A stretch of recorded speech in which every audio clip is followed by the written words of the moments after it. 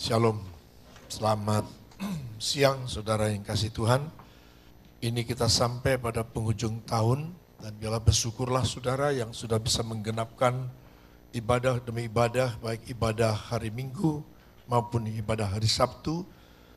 Itu paling tidak itu adalah merupakan satu kebanggaan, satu sukacita yang besar kalau kita bisa mengikuti ibadah demi ibadah sepanjang tahun 2013. Kalaupun ada di antara saudara yang ternyata ada yang tidak hadir dalam ibadah oleh karena sesuatu dan lain hal, 2014 sudah disediakan untuk saudara dan saya. Amin.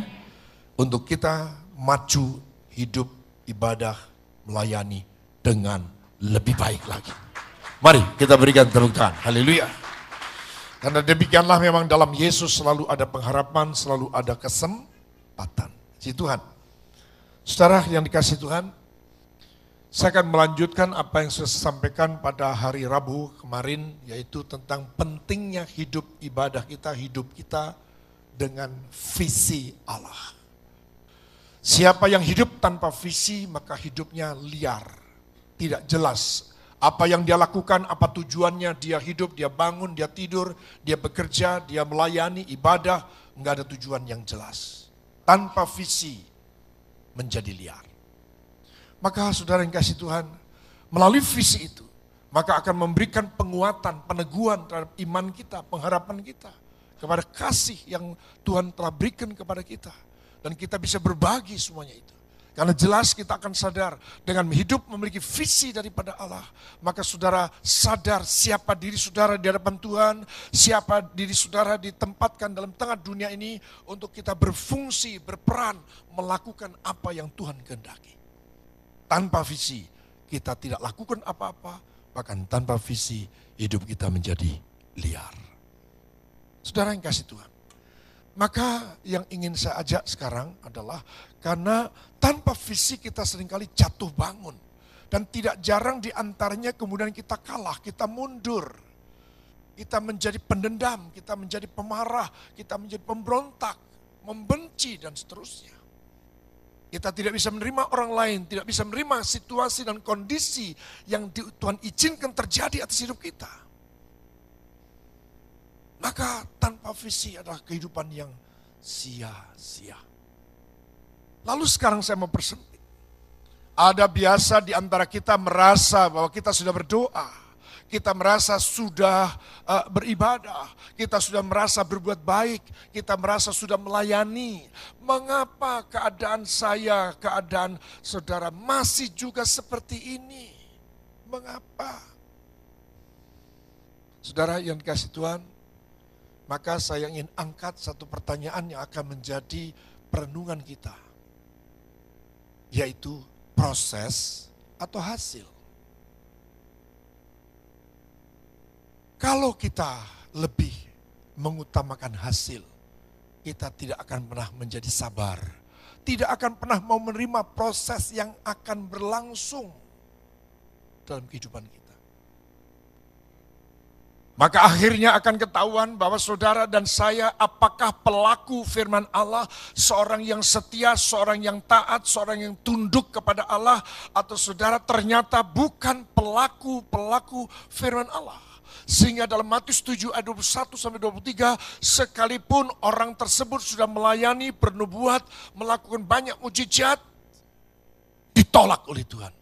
Mengapa Tuhan katakan kalau ternyata kedapatan bukan pelaku firman Allah, Tuhan berkata, aku tidak mengenal kamu. Proses atau hasil. Amin. Ya, maka kita buka lebih dulu firman-Nya selengkapnya dalam Ibrani pasal 10 ayat yang ke-35 sampai 39. 35 sampai 39. Sebab itu janganlah kamu melepaskan kepercayaanmu, karena besar upah yang menantinya. Sebab kamu memerlukan ketekunan, supaya sesudah kamu melakukan kehendak Allah, kamu memperoleh apa yang dijanjikan itu. Sebab sedikit dan bahkan sangat sedikit waktu lagi. Dan ia akan datang, sudah akan ada tanpa menangguhkan kedatangannya. Tetapi orangku yang benar akan hidup oleh iman. Dan apabila ia mengundurkan diri, maka aku tidak berkenan kepadanya. Tetapi kita bukanlah orang-orang yang mengundurkan diri dan binasa, tetapi orang-orang yang percaya dan yang beroleh hidup. Semua katakan amin. Sekali lagi temanya adalah proses atau hasil. Karena melalui proses atau hasil ini akan ketahuan.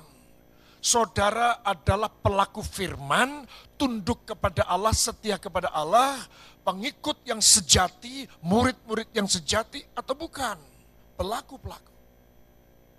Proses atau hasil akan menentukan apakah saudara dikenal oleh Tuhan atau ternyata tidak dikenal oleh Tuhan. Sebelumnya saya akan bawa saudara pada realita. Kita tidak perlu munafik, kita harus jujur, kita harus akui. Kita semua ini adalah orang-orang yang hidup masih membutuhkan makan, minum, pakaian. Betul? Betul. Bahkan bukan lebih itu kan itu standar, itu primer, kebutuhan primer.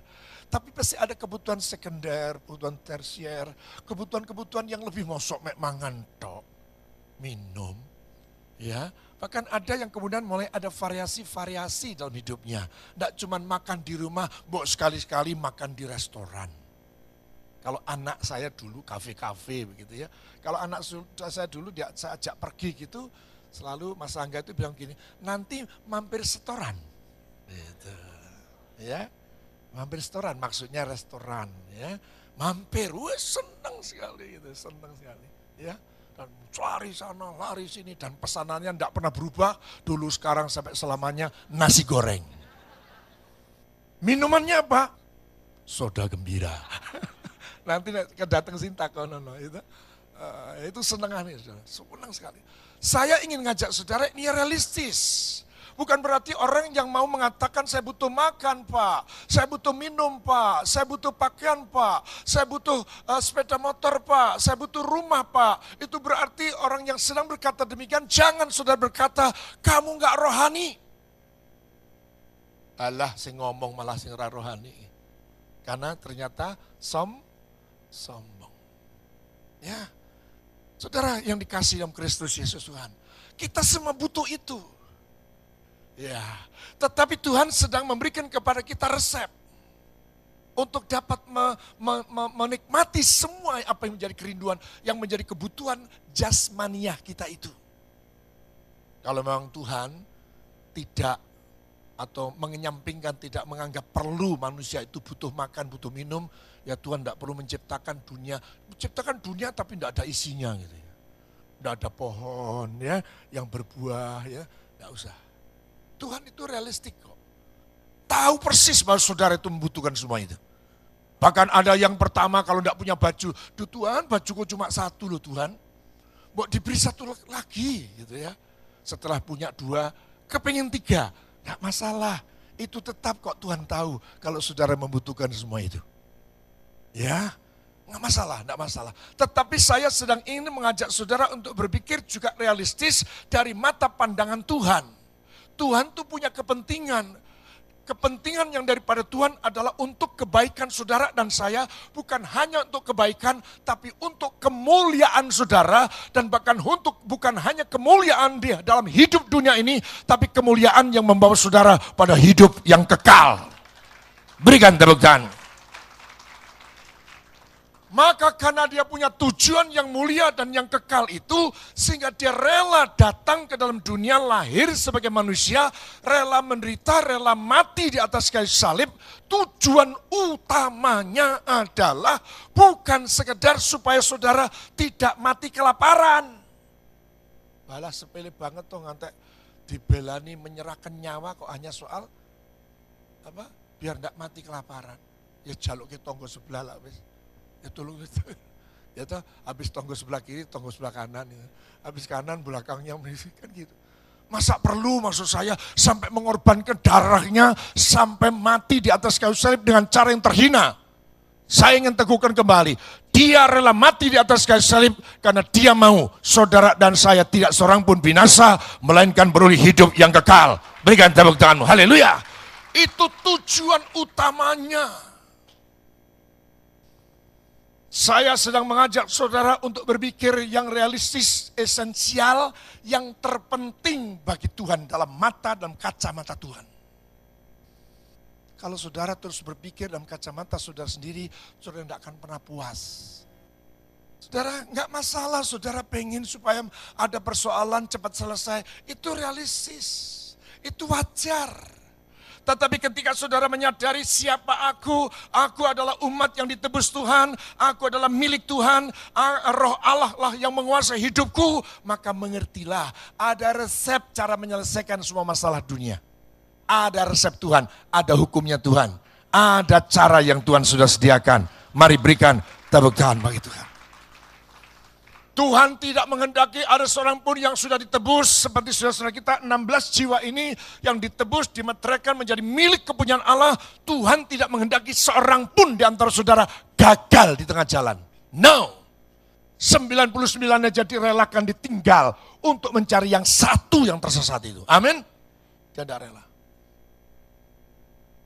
Maka saya ingin ajak saudara, Tuhan tahu kalau saudara ada pergumulan, ada Tuhan tahu. Bahkan Tuhan lebih tahu. Karena bisa jadi memang Tuhan izinkan saudara harus mengalami masalah itu. Amin. Ya, tapi sekarang saya ingin ajak saudara bahwa Tuhan punya kepentingan. Karena Tuhan yang akan membawa saudara masuk dalam kehidupan yang kekal, ada satu syarat, ada satu kriteria yang harus dipenuhi supaya setiap saudara yang disebut sebagai manusia dunia menjadi manusia rohani. Saudara yang adalah manusia lama menjadi manusia baru. Saudara yang serupa dengan dunia, Tuhan mau ubahkan untuk menjadi serupa dengan gambarnya. Mari berikan tepuk tangan, haleluya.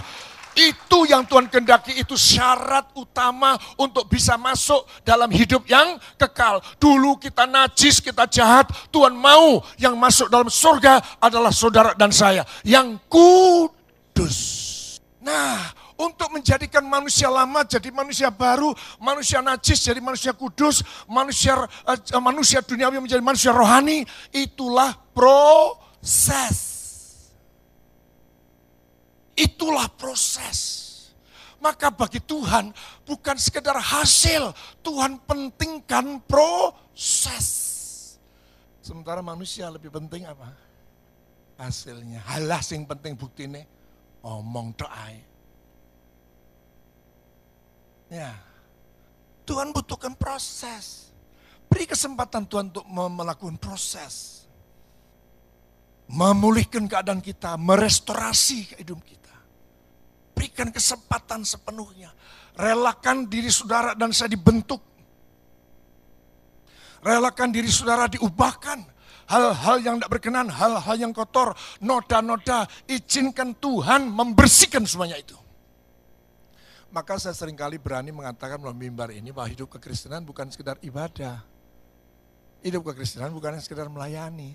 Tapi apakah saudara yang ibadah dan melayani tadi sedang mau diproses?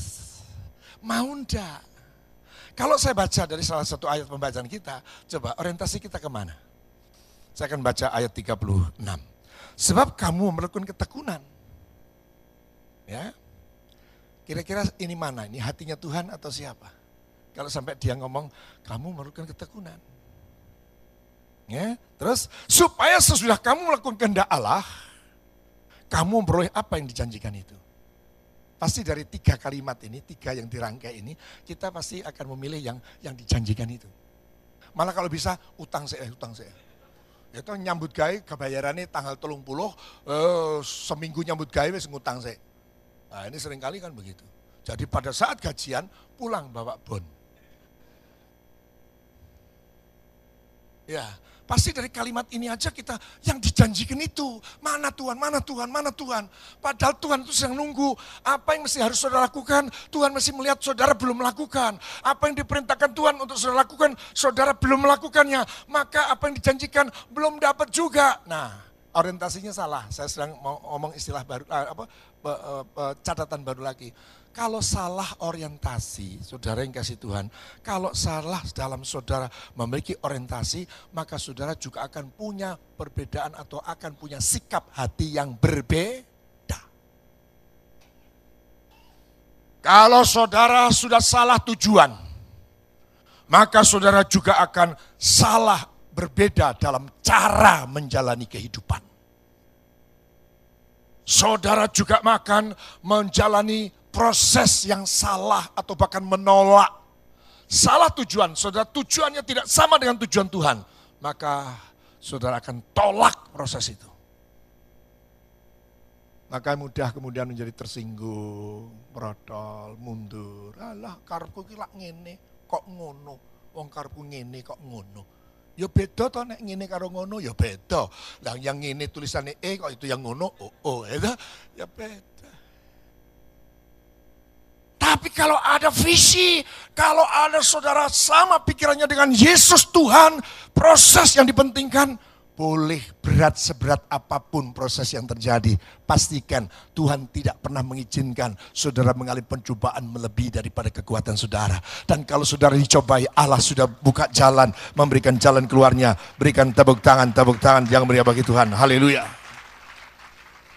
Maka banyak orang Kristen gagal di tengah jalan oleh karena saudara-saudara atau mereka itu tidak mau diproses. Dia mau apa yang dijanjikan itu saja. Wes ojo kakek ngomong, nah buti nanti. Ya, syaratnya enggak dibawa. Saya ingin ngajak saudara untuk lebih memahami, lebih cakap menjalani kehidupan ini. Ya, karena kita akan masuk nanti dalam 2014 dalam satu tema tahunan yang baru lagi. Tema 2013 jelas adalah kejar kehendak Allah. Wisdom, hikmat yang kita cari. Supaya mengerti apa yang dikehendaki Allah.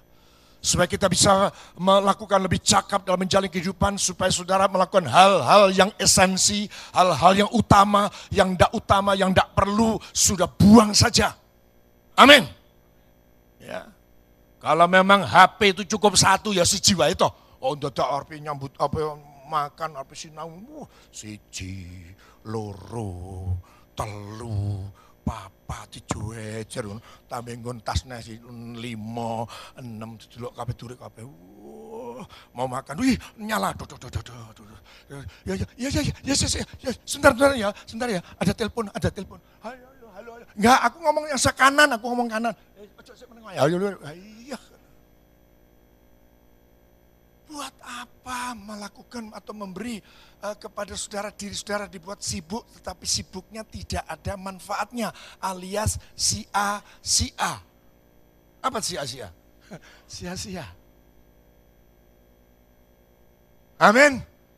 Ayo kita akhiri 2013, sungguh-sungguh kita menyenangkan hati Tuhan, mengetahui apa yang menjadi kehendak Tuhan, kita kerjakan untuk menyenangkan hati Tuhan. Tepuk tangannya yang lebih panjang bagi Tuhan Yesus. Karena kalau kita nggak mau diproses, maka kita akan menjadi pemberontak. Saudara tidak akan pernah bisa menjadi pelaku firman Allah. Ayatnya jelas. Saya baca ulang 36. Sebab kamu memerlukan ketekunan. Supaya sesudah kamu melakukan kehendak Allah, kamu akan memperoleh apa yang dijanjikan itu. Sebab kamu memerlukan ketekunan. Ya. Dan apabila kamu tidak melakukan kehendak Allah, kamu tidak memperoleh apa yang dijanjikan itu. Betul? Jadi Tuhan lebih mau melihat saudara melakukan kehendak Allah. Kalau hasil, kalau yang dibutuhkan soal baju, makanan, kendaraan, apa saja yang sudah butuhkan itu, Tuhan itu sudah ada. Semuanya sudah ada. Bagi Tuhan tidak perlu dia bikin proses begini dan sebagainya. Tunggu ya. Kalau kita makan masanan, wah Bapak, kalau yang ini Pak, Bapak sabar menunggu 25 menit. Tapi kalau bakpao sudah siap Pak. Bagi Tuhan gak ada proses. Tuhan tinggal gini. Apa yang tidak kelihatan akan kelihatan. Apa yang tidak ada menjadi ada. Itu Tuhan kita. Berikan tepuk tangan. Sekali lagi saya ulang, kalau saudara lebih mementingkan hasilnya, saudara tidak akan pernah mau melewati proses. Itu orientasi hidup. Orientasi kepada proses itu akan membuat saudara menjadi orang yang taat, menjadi orang yang setia, menjadi orang yang melekat kepada Tuhan, mata yang terus memandang kepada Tuhan. Tetapi kalau saudara orientasinya kepada hasil, saudara akan mata duitan. Nah kayak tonggok kayak orang tahu doa kok ternyata kulkasnya 5 jejer. Padahal ternyata dodolan.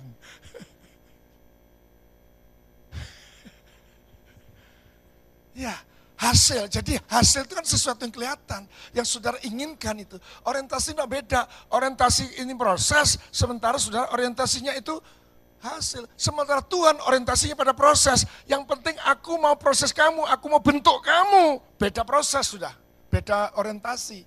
Mata Tuhan pada proses, sementara mata saudara pada hasil. Makanya kalau pada hasil, kita seringkali melanggar aturan, menghalalkan segala cara, yang penting hasil. Tuhan mau saudara yang hadir pada siang hari ini, saudara rela hati untuk diproses Tuhan, karena apa yang dikerjakan Tuhan adalah yang terbaik buat saudara. Dia rela mati dengan cara terhina hanya untuk saudara mulia dan hidup kekal. Tepuk tangan lagi bagi Tuhan yang luar biasa baik. Jadi dikatakan dengan jelas bahwa kamu memerlukan ketekunan. Karena aku akan membawa kamu kepada sesuatu yang mulia dan kekal. Yang tidak bisa ditawarkan, diberikan oleh dunia. Hanya aku yang bisa memberikan itu kepadamu. Relakan dirimu untuk aku bentuk, aku proses. Aku akan jadikan kamu menjadi serupa dengan gambarku. Maka jangan lepaskan kepercayaanmu. Sebab besar upah yang menantinya. Amin. Ini kita harus ingat betul. Maka relakan dirimu menghadapi semua pergumulan. Anggap itu sebagai cara Tuhan untuk memproses kita. Jangan malah mundur, tawar hati. Keluar dari komunitas, keluar dari persekutuan. Tinggalkan persekutuan. Jangan. Maju terus pantang mundur. Rawi-rawi rantas, malang-malang potong. Ayo berikan tepuk tangan bagi Tuhan. Haleluya. Artinya jangan kita kalah dengan persoalan. Karena Tuhan, konsep Tuhan, kalau persoalan diizinkan Tuhan terjadi dalam hidup kita, sesungguhnya Tuhan sudah memberikan jalan keluarnya. Sesungguhnya setiap persoalan itu pasti ada jalan keluarnya. Yang pitados katakan amin, dan kembali berikan tepuk tangan buat Tuhan. Saya angkat kembali supaya menjadi rema saudara proses atau hasil. Saudara kedapatan pelaku firman Allah atau pemberontak. Saudara dikenal oleh Allah atau Tuhan tidak mengenal saudara. Itu yang harus kita pikirkan. Sebab siapa yang tidak menjadi pelaku firman Allah. Matius 7 ayat 21-23. Yang tidak melakukan kehendak Allah, kehendak Bapa, aku tidak mengenalmu. Bukan setiap orang yang berseru kepadaku Tuhan, Tuhan akan masuk ke dalam kerajaan surga, melainkan dia yang melakukan kehendak Bapakku yang di surga. Keandani gak percaya. Pada hari terakhir banyak orang akan berseru kepadaku, Tuhan, Tuhan, bukankah kami berbuat demi namamu dan mengusir setan demi namamu dan mengadakan banyak mujizat demi namamu juga? Pada waktu itu aku akan berterus terang kepada mereka dan berkata, aku tidak pernah mengenal kamu, enyahlah daripadaku, kamu sekalian pembuat kejahatan. Ya. Jadi saya ulang sekali lagi, proses atau hasil. Pelaku firman Allah atau pemberontak, mau dikenal Allah atau tidak dikenal Allah, mau diterima oleh Allah atau diusir. Amin. Kalau mau diterima, berikan tepuk tangan bagi Tuhan. Maka jangan mokong. Saudara tahu mokong? Ojo ndablek. Terima semua proses itu dengan lemah lembut. Dengan pengharapan yang semakin teguh. Bahwa saudara tidak akan dijadikannya sama atau menjadi mundur, akan menjadi lebih buruk keadaanmu. Tidak. Proses yang Tuhan kerjakan akan membuat saudara lebih bernilai. Membuat saudara lebih kinclong. Amin. dari satu kemuliaan kepada kemuliaan yang lain. Dan bahkan menjadi serupa dengan gambarannya. Berikan sekali lagi sorak-sorai bagi Tuhan kita Yesus. Maka ketekunan ini menjadi hal yang penting. Menjadi kata kunci yang sangat penting yang akan mampu menghantar saudara sampai pada penghujung tujuan Allah. Sampai kepada kehidupan yang kekal. Ya, namun sebelum itu saya akan coba. Mungkin ada yang bertanya, lalu bagaimana Pak proses yang seperti apa? Supaya saya dikatakan sebagai orang yang tekun. Supaya saya menjadi pelaku-pelaku firman Allah. Tadi sudah beberapa saya rangkum dalam bentuk kalimat, relakan dirimu untuk dibentuk, dipakai, atau diproses oleh Tuhan. Bahwa proses yang Tuhan kerjakan bukan menjadikan saudara menjadi lebih buruk keadaannya. Tetapi akan menjadi lebih baik, bahkan penuh dengan kemuliaan. Maka kalau saudara akan sungguh-sungguh menangkap arti ketekunan ini untuk lebih pada orientasinya kepada proses, bukan sekedar pada hasil, memang proses itu menuju hasil. Tapi jangan saudara menerima hasil tanpa proses. Ini masih sering terjadi. Ada orang yang harus menyelesaikan syarat ini, gitu, baru dapat. Tapi ada karena ada koleha, ada relasi, ada kata belece, gitu, tanpa proses tahu-tahu sudah dapat. Ini enggak adil. Ini tidak adil. Dan Tuhan tidak mau kita hidup dalam ketidakadilan. Apalagi kita menjadi pelaku ketidakadilan itu. Tuhan tidak mau. Saudara dan saya yang menerima apa yang Tuhan janjikan adalah saudara dan saya yang berhak menerima semua itu adalah saudara yang mau diproses. Yang memenuhi persyaratan. Yang mengikuti semuanya secara prosedur. Tidak menghalalkan segala cara. Saudara yang dikasih Tuhan, ini yang coba perlu dan perlu kita renungkan dengan sungguh. Barangkali saja ada di antara saudara saat ini sedang terjebak. Yang penting hasil, kekristenan hasil. Hasilnya apa? Diberkati, semakin kaya dia. Semakin banyak jemaatnya. Ini keliru lagi nih. Bukan berarti saya menolak kalau Tuhan tambahkan jiwa-jiwa seperti sekarang ada 16 jiwa ini. Bukan, tapi itu bukan tujuan akhir. Yang tujuan akhir penilaian Tuhan adalah adakah saudara pelaku firman atau tidak. Kalau saudara pelaku firman, Tuhan mengenal saudara. Tuhan menyambut saudara di pintu masuk kerajaan surga. Berikan tepuk tangan bagi Tuhan. Ini yang penting saudara. Ya, ini yang penting. Ya. Untuk coba kita pahami. Maka untuk itu coba apa buktinya kalau saya tekun? Apa buktinya kalau saudara tekun?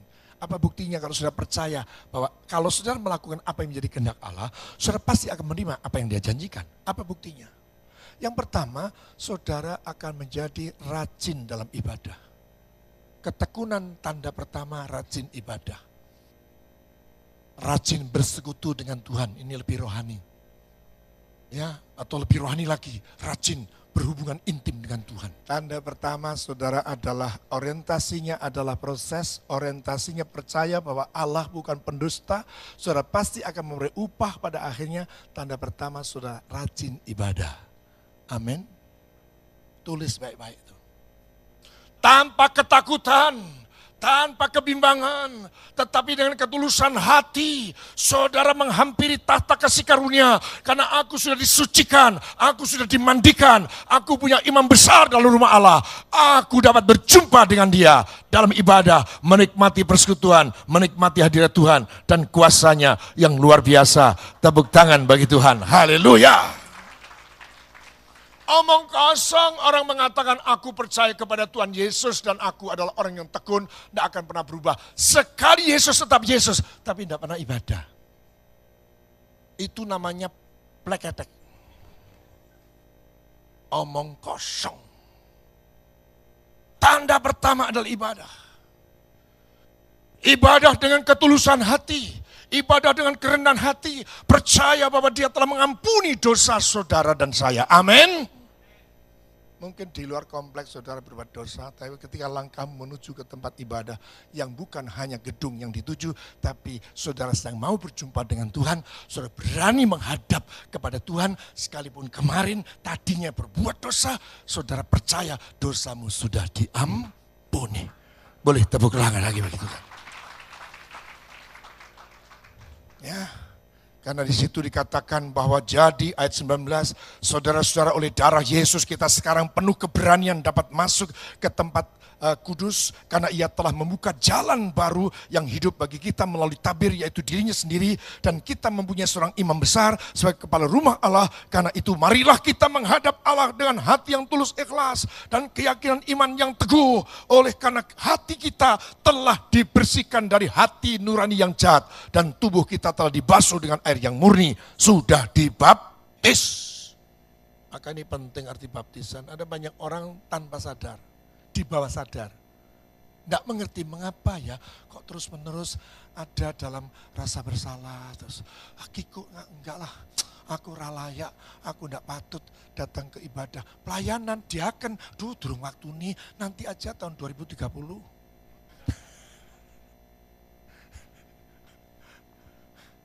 Padahal ternyata enggak nyampe. Ya, kenapa? Dia sadar sesuatu yang tidak diketahui kita, tapi ternyata ada syarat yang kurang. Belum mengaku dosa, tidak percaya kalau sudah mengaku dosa, dosanya diampuni, amin. Yang kedua, ternyata belum mau dibaptis. Berbahagialah sampean-sampean penjenengan semua yang sebentar lagi akan terima baptisan air. Ya Pak ya, tepuk tangan lagi bagi Tuhan kita Yesus Kristus. Ya. Jadi saudara, ini yang pertama, tanda pertama, ibadah. Tanda yang kedua, saudaraku, orang-orang yang hidup dalam ketekunan, yang mau menjalani semua, menghadapi proses-proses yang memang harus dihadapi. Yang kedua adalah, saya baca dari ayat 23, marilah kita teguh berpegang pada pengakuan tentang pengharapan kita. Sebab ia yang menjanjikannya itu setia. Tetap beriman kepada dia, tetap menaruh pengharapan kepada dia, tetap hidup mengandalkan dia, tidak goncang, tidak terserong, tidak diselewengkan, tidak terseret arus dunia. Ya, itu yang harus kita pegang. Gak mengharapkan pada yang lain. Menanti-nantikan pertolongan Tuhan, menanti-nantikan kedatangan Tuhan, menantikan uluran tangan Tuhan. Itu tanda orang yang hidup dalam ketekunan, yang merelakan dirinya untuk diproses oleh Tuhan. Dan saudara berani berkata, sekalipun saudara mungkin sedang ada dalam penderitaan yang seberat, saudara akan berkata, dalam gelap akan terbit terang. Tidak akan selamanya engkau akan terus menangis. Ada saatnya aku akan bangkit untuk menyayangi kamu. Sekali lagi katakan amin dan berikan tepuk tangan. Orang enggak atau mungkin suaminya sudah enggak tahan, enggak tahan. Sudahlah Pak, sudahlah, tenang saja, tenang. Belanda enggak akan datang lagi. Pasti kita tidak akan terus begini Pak, percaya Pak, percaya. Sudahlah, ayo kita terus menantikan pertolongan Tuhan. Ya sudah, aku mau ngutang aja. Aku sengwinya turun dibayar, aku utang. Ya ini mau ngutang untuk nutup yang utang kemarin. Gitu. Jangan nantikan Tuhan, amin. Ini saya ngomong benar loh saudara. Kalau saudara mungkin ada sangkut paut dalam soal utang, jangan pernah berpikir untuk pinjam untuk nutup utang. Jangan pernah. Kalau saudara ada dalam situasi seperti itu berarti Tuhan sudah membawa saudara pada satu titik di mana saudara tinggal berserah. Saya ingin katakan loh, kalau saudara ada dalam titik ini, saudara punya hutang dan saudara mau utang lagi untuk nyaur tadi, tutup lubang gali lubang, jangan lakukan. Percaya kepada Pak Sudi. Amin. Kalau sudah sampai pada titik ini, angkat kedua belah tanganmu. Kalau saudara angkat tangan, Tuhan turun tangan. Berikan tepuk tangan. Ya, percaya. Jangan, sudah. Itu akan menjadi lubang besar. Saudara sedang diplokoto sama iblis. Ora apa-apa. Kowe isin tau, utang ora apa-apa. Aku ora kondok-kondok kok. Jangan. Mas, orang mau mempermalukan dan sebagainya sudah terserah. Mau diseret ke hukum, ya sudah. Oh memang salah, utang rambayar, gitu. Apalagi mungkin seringkali kalau sudah anak Tuhan gini, yang diutangi katakan pada Kristen, lah Bapak ini loh kan Kristen toh Pak. Mana kasihmu? Nah, senjatanya gitu kan. Ya toh, padahal ini sing salah. Janji belanjani terus. Ya toh. Tolong Pak, jangan Pak, nanti cemar Pak nama saya Pak. Jangan Pak, wis cemar kok. tenang loh, ini benar, ini rahasia besar. Kalau saudara sedang ada dalam posisi keuangan seperti itu, stop. Total surrender. 37 ayat 5 Mazmur. Berserahlah kepada Tuhan dan percayalah kepada Tuhan, dan Ia akan bertindak. Berikan tepuk tangan bagi Tuhan. Tanda yang ketiga orang yang bertekun adalah saudara peduli kepada sesama. Saudara akan saling mendorong karena saudara yakin hanya melalui ketekunanlah, melalui proseslah saudara dan saya dan orang-orang lain akan sampai pada tujuan yang mulia. Maka ayat 24-25 mengatakan apa saudara? Marilah kita untuk saling memperhatikan supaya kita saling mendorong dalam kasih dan dalam pekerjaan baik. Janganlah kita menjauhkan diri dari pertemuan-pertemuan ibadah kita seperti dibiasakan oleh beberapa orang. Tetapi marilah kita saling menasihati dan semakin giat melakukannya menjelang hari Tuhan yang semakin Apa tanda keempat dari orang yang tekun? Yang memberikan proses berlangsung.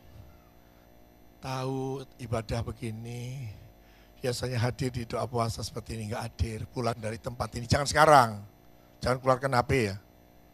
Nanti setelah itu, sebelum makan nanti sempatkan, Mbak Yu, kok ora ketok toh?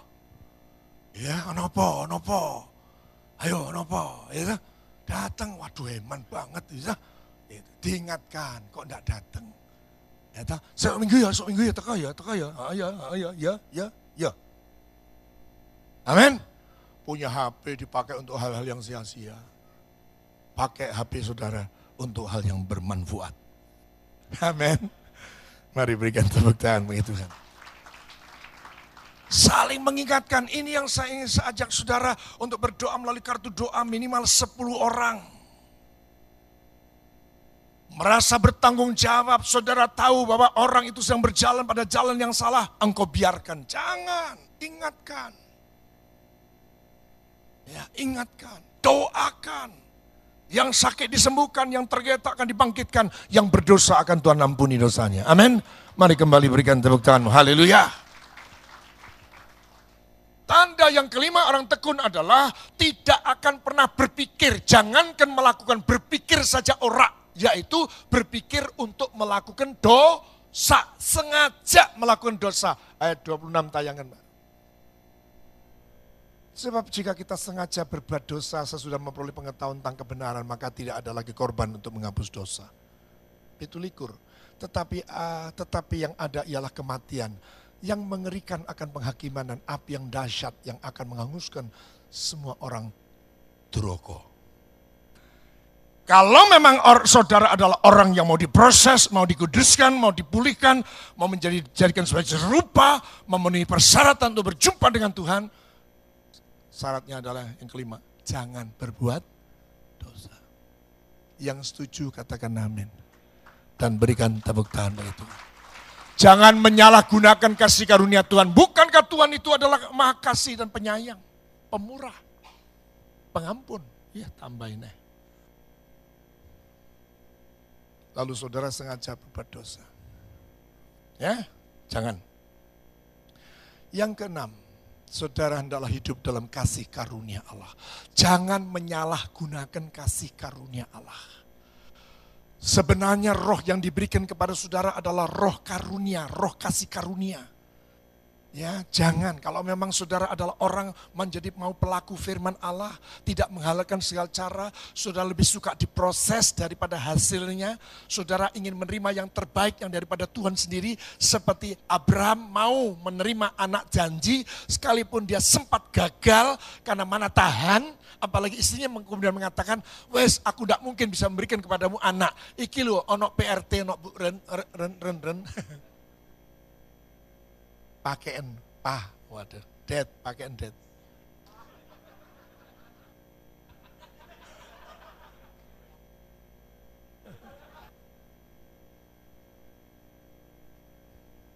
Ya, jadi hanya menantikan janji Tuhan, nantikan dia.